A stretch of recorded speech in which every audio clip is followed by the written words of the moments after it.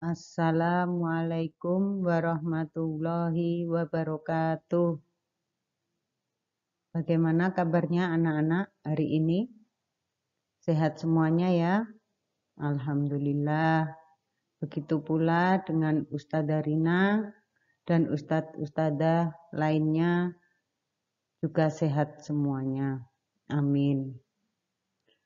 Hari ini hari Jumat tanggal 22 Januari 2021. Kita akan melanjutkan pelajaran SKI, Sejarah Kebudayaan Islam. Pelajaran 7. Mengetahui bukti-bukti kerasulan Nabi Muhammad SAW. A. Bukti-bukti kerasulan Nabi Muhammad SAW. Ada beberapa kejadian yang dapat dijadikan sebagai bukti kenabian Nabi Muhammad SAW, antara lain.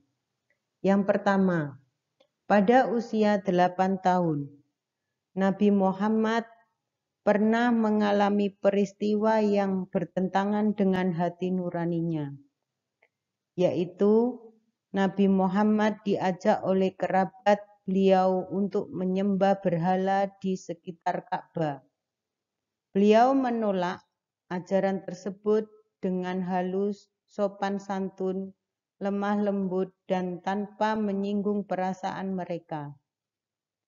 Yang kedua, pada usia 12 tahun, Nabi Muhammad SAW diajak paman yang bernama Abu Thalib untuk berdagang ke Syam.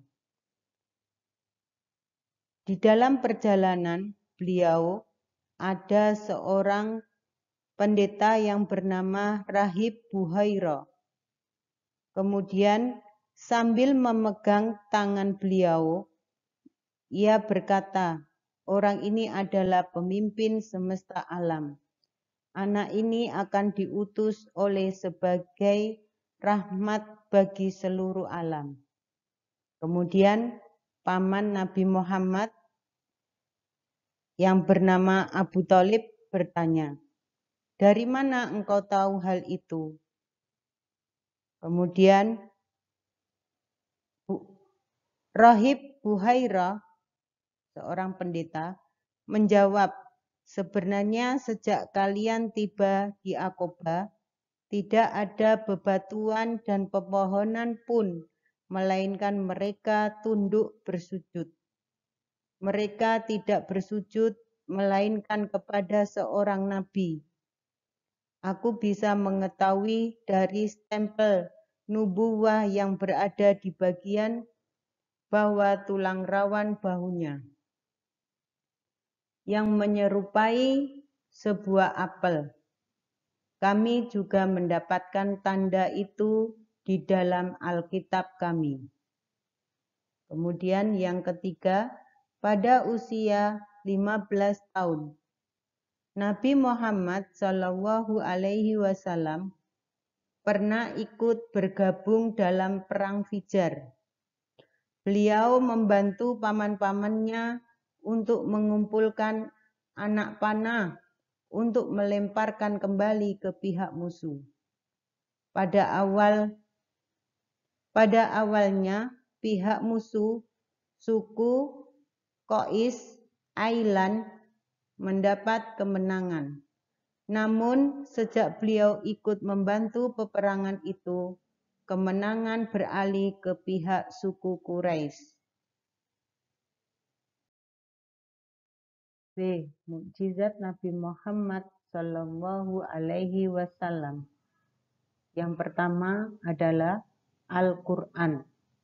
Al-Quran merupakan mukjizat terbesar bagi Nabi Muhammad SAW. Al-Quran merupakan pedoman bagi seluruh manusia. Al-Quran merupakan wahyu Allah Subhanahu wa Ta'ala yang akan terjaga kemurniannya hingga hari kiamat. Yang kedua, peristiwa Isra Mi'raj. Isra Mi'raj adalah perjalanan malam luar biasa yang dialami oleh Nabi Muhammad SAW. Beliau diperjalankan oleh Allah Subhanahu wa Ta'ala dari Masjidil Haram di Mekah ke Masjidil Aqsa di Palestina. Setelah itu beliau dinaikkan ke Sidratul Muntaha.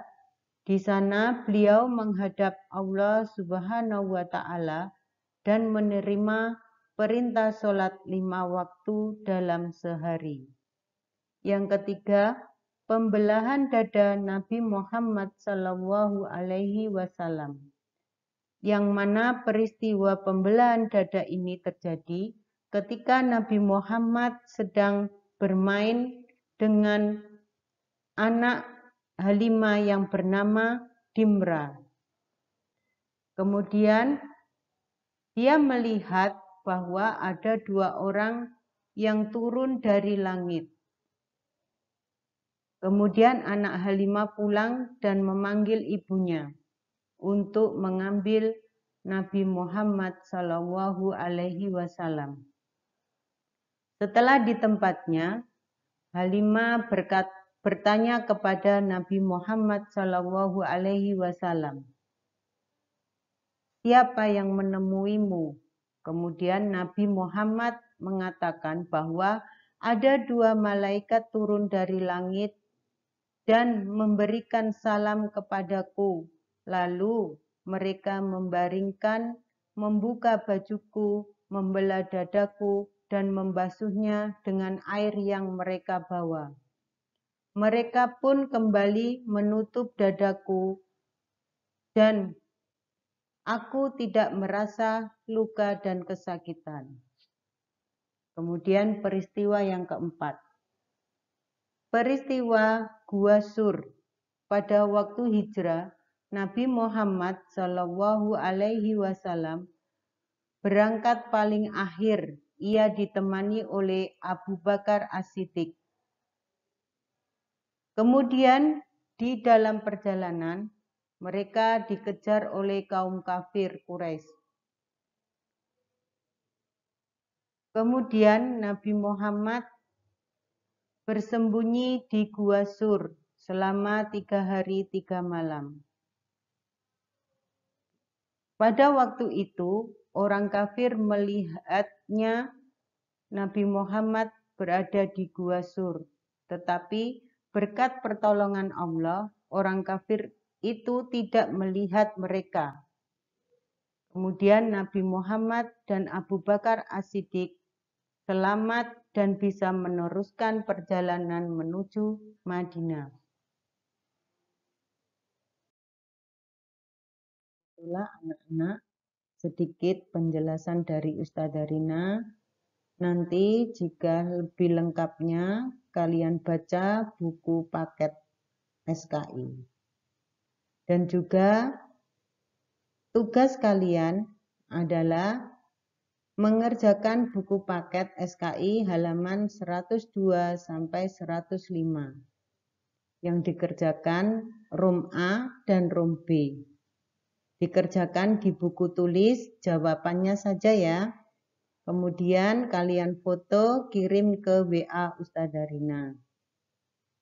Hanya itu tugas kalian, dan Ustadzah berpesan jika nanti di rumah harus menjaga kesehatan.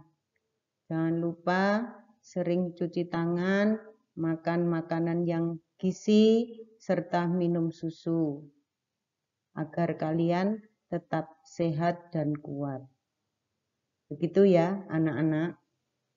Dan juga tidak lupa mengerjakan sholat 5 waktu serta berbakti kepada kedua orang tua. Nabi Muhammad SAW sebagai nabi yang terbesar, yaitu nabi yang terakhir di antara para nabi yang terdahulu, dan Nabi Muhammad SAW sebagai nabi yang disebut sebagai Khotamul Anbiya wal Mursalin, yaitu penutup para nabi dan rasul. Cukup sekian materi pembelajaran SKI kelas 3 dan Ustazah akhiri diucapkan wassalamualaikum warahmatullahi wabarakatuh.